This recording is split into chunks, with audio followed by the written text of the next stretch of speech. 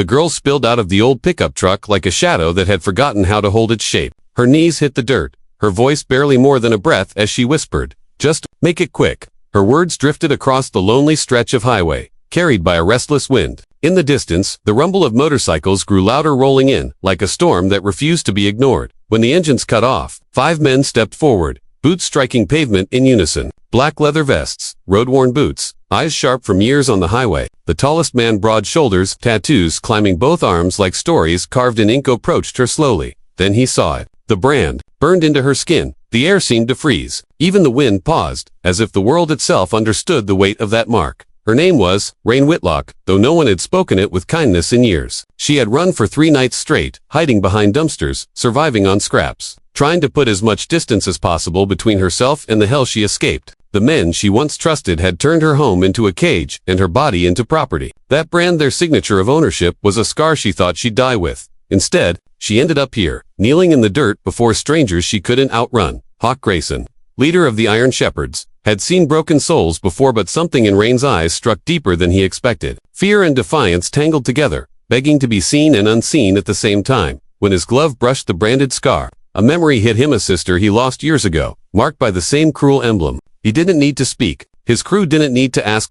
Without a word, Hawk took off his jacket and wrapped it around Rain's shaking shoulders. A silent promise, a decision made, a line drawn. They brought her back to their hideout, an old gas station patched into a workshop. Rain didn't care where they were taking her. She simply had no strength left to hope. But when they offered water, patched her wounds, and gave her the gift of silence instead of questions, something unfamiliar stirred inside her. Safety, a feeling she hadn't tasted in years. That night, as she warmed herself by the flickering fire pit, Hawk finally spoke. His voice was deep, rough, yet surprisingly gentle. "Who did that to you?" Rain stared into the flames and whispered the name she'd buried deep inside. Mason Varick, leader of the Vultures. MC, a gang that trafficked women and branded them as property. The Iron Shepherds went still. Old wounds, old betrayals, history written in blood. Over the next few days, Rain tried to leave. She didn't know how to stay anywhere without fear. But every time, Hawk stopped her, not with force, but with truth. If you walk out alone, they'll find you. If you stay, maybe this is your chance to stop running.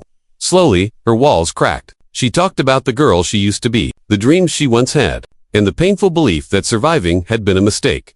One evening, standing before a mirror, Rain traced the fading brand. For the first time, she didn't feel shame. She felt fire. A quiet, powerful anger, the kind that whispers, "Fight." Hawk saw it too. He nodded once. "We'll make this right." The night they rode out was moonless and still. Engines low, lights dimmed. Rain sat behind Hawk, fingers gripping his vest like the last thread tying her to life.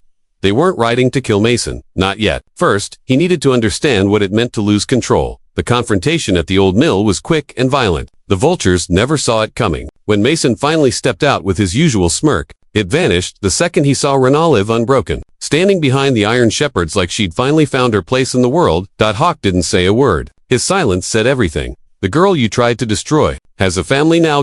By sunrise, it was over. The Vultures were done. Rain didn't watch what happened to Mason. She didn't need to. For the first time in years, she felt sunlight without flinching. Hawk drove her back to the gas station in silence. When they stopped, she looked up at him and whispered, "Thank you for not letting me disappear." He nodded. "You're one of us now." And for the first time in a long time, Rain smiled, not a forced smile, not a broken one, but the soft smile of someone who finally believes they belong somewhere. If this story moved you, if you believe healing is real, that courage grows in the darkest places, and that kindness can save a life. Please support Pure Hub Kindness by liking, sharing, and subscribing. Before you scroll, drop one word in the comments. Hope, strength, faith. Tell us what this story made you feel.